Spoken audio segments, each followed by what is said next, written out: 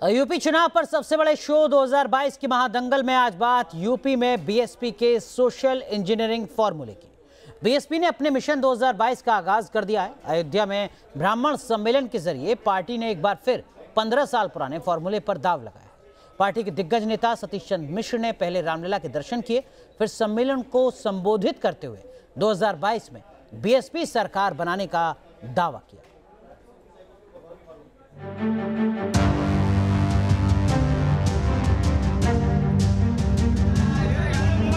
Bahujan Samaj party Uttar Pradesh में पूर्ण बहुमत की सरकार में। बीएसपी के बड़े बड़े होर्डिंग्स, बैनर और पोस्टर से राम की नगरी अयोध्या अटी पड़ी है। मौका है पार्टी के ब्राह्मण सम्मेलन का।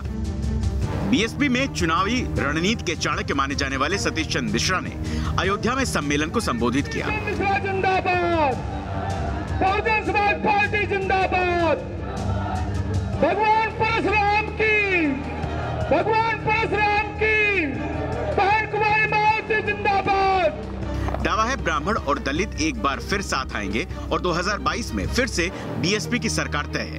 2022 में हम लोग बहुजन समाज पार्टी उत्तर प्रदेश में पूर्ण बहुमत की सरकार में। बोलो श्री हनुमान जी महाराज की। यूपी की राजनीति में ब्राह्मणों का वर्चस्व हमेशा से रहा है। इसे इस बात से समझिए कि आजादी के बाद यूपी में 6 ब्राह्मण मुख्यमंत्री बन चुके हैं।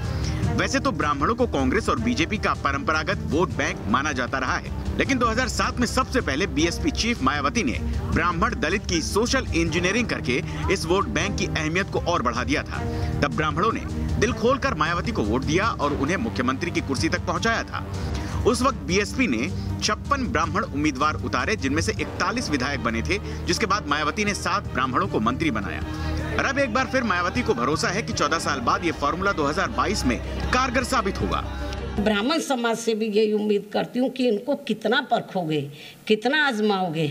इनको आजमा लिया आपने 5 साल, अब इनको तिलांजलि देनी चाहिए और बीजेपी के बहकावे में ना आकर तो सन 2007 की तरह बीएसपी से इनको जुड़ना चाहिए। यूपी में सत्ता के सिंहासन तक पहुंचने के लिए ब्राह्मण वोट क्यों जरूरी हैं, ये आपको समझाते हैं। यूपी में ब्राह्मण वोटर्स की तादाद करीब 14% के आसपास है। 73 असेंबली सीटों पर इनके वोट निर्णायक होते हैं, जबकि 23 लोकसभा सीटों पर हार जीत ब्राह्मण वोटर्स तय करते हैं। सतीश चंद्र मिश्रा ने ब्राह्मण सम्मेलन से पहले रामलला का आशीर्वाद भी लिया।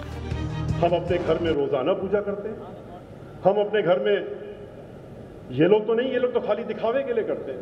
हम लोग अपनी पूजा पाठ करके घर से बाहर निकलते हैं, चाहे जितना भी व्यस्त कार्यक्रम रोजाना।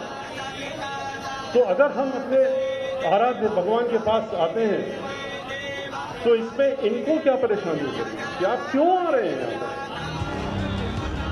साफ है बीएसपी एक बार फिर उसी सोशल इंजीनियरिंग को धार देने की कोशिश में है, जिसकी बदौलत 2007 में पूर्ण बहुमत वाली मायावती की सरकार यूपी में बनी थी।